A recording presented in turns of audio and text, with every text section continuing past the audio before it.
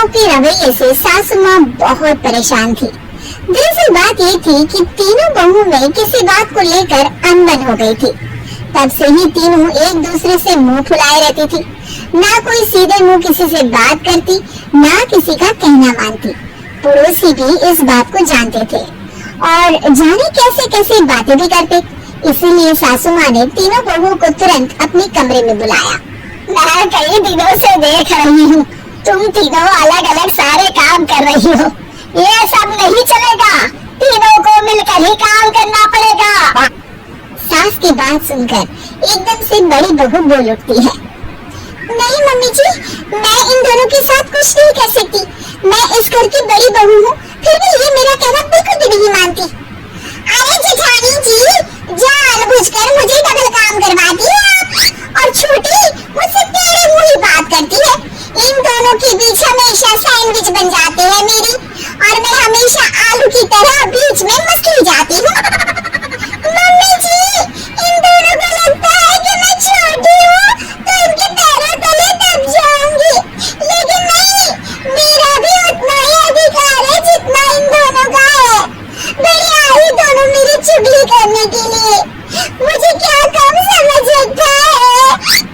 तीनों बहू एक दूसरे से बहस करने लगती है और सास दोबारा ये देखकर टेंशन में आ जाती है और सबसे कहती है, चुप हो जाओ, अब से तुम तीनों सारे काम एक साथ करोगी, आंख बंद करके एक दूसरे की बात सुनोगी। तुम तीनों इस बात को गांठ बांध लो, वरना अगली छुट्टियों में तुम्हारा अपना मायके जाना कैंसिल है। सास की बातें सुनकर डर के मारे तीनों हामी भर देती हैं। जी मम्मी जी, मैं समझ गई। हाँ मम्मी जी, जैसा आप कहें, आप जो कहेंगे मैं वही करूंगी। तीनों बहू सास की बात को गांठ बांध लेती है और वादा करती है कि अब से सारे काम वो तीनों एक साथ मिलकर ही करेंगी। ये सब देखकर सास खुश हो जाती है और वहाँ से चली जाती है। नीचे जाकर वो देखती है कि घर में शर्मा जी आए हुए होते हैं। सास जोर से आवाज लगाकर कहती है, अरे बहू, जरा चाय बनाकर तो लाना, शर्मा जी आए हैं। सास की बात सुनकर तीनों बहू तुरंत किचन की ओर भागती है और चाय बनाना शुरू कर देती है। मुझे तो एकदम मसाले वाली कड़क चाय पसंद है, तो हम शर्मा जी के लिए मसाले वाली चाय ही बनाएंगे। अरे नहीं दीदी, गर्मी के मौसम में मसाला चाय कौन पीता है? मैं तो शर्मा जी के लिए इलायची वाली चाय ही बनाऊंगी। ये कैसी बात कर रही हैं आप दोनों? मेरी मम्मी ने सिखाया है कि मेहमान को ज्यादा दूध और शक्कर वाली चाय देनी चाहिए, वरना वो घर वालों को कंजूस समझते हैं। तो मैं तो शर्मा जी को ऐसी ही चाय दूंगी।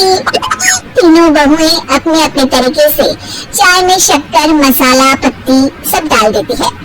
उबलने के बाद तीनों मिलकर चाय बाहर लेकर जाती है और शर्मा जी और सासू माँ को देती हैं। चाय पीने के बाद शर्मा जी सासू माँ को देखकर शर्मा जाते हैं और शर्मिंदा महसूस करते हैं कि आखिर उन्होंने चाय पीने के लिए हामी क्यों भरी। सासू माँ भी चाय पीना शुरू करती हैं और कहती हैं, अरे बहू, ये कैसी चाय बनाई है? चाय है या मीठे दूध की बासुंदी? चाय अच्छी नहीं लगी क्या? कोई बात नहीं, हम पराठा बना कर लाते हैं। चलो चलो ना। हाँ चलो। हाँ आती हूँ मैं भी। नहीं, मेरा पेट चाय नहीं चौपट कर दिया वही काफी है। पराठे से पोपट नहीं करवाना, मैं तो चलता हूँ। शर्मा जी चुपचाप पतली गली से निकल जाते हैं। अगले दिन सास बहुओं से कहती है, अरे बहू, जाओ जाके ऊपर के गेस्ट हाउस की सफाई कर दो। कल हमारे यहाँ मेरे दूर के रिश्तेदार आने वाले हैं, तो पूरे कमरे को चमका देना, समझी? तीनों बहू सास की बात को मानकर ऊपर सफाई करने चली जाती हैं और तीनों कमरे की सफाई चालू कर देती है। बड़ी बहू मकड़ी के जाले साफ करती है, तो बीच वाली झाड़ू लगाना और छोटी वाली सर्फ डालकर जमीन धोना शुरू कर देती है।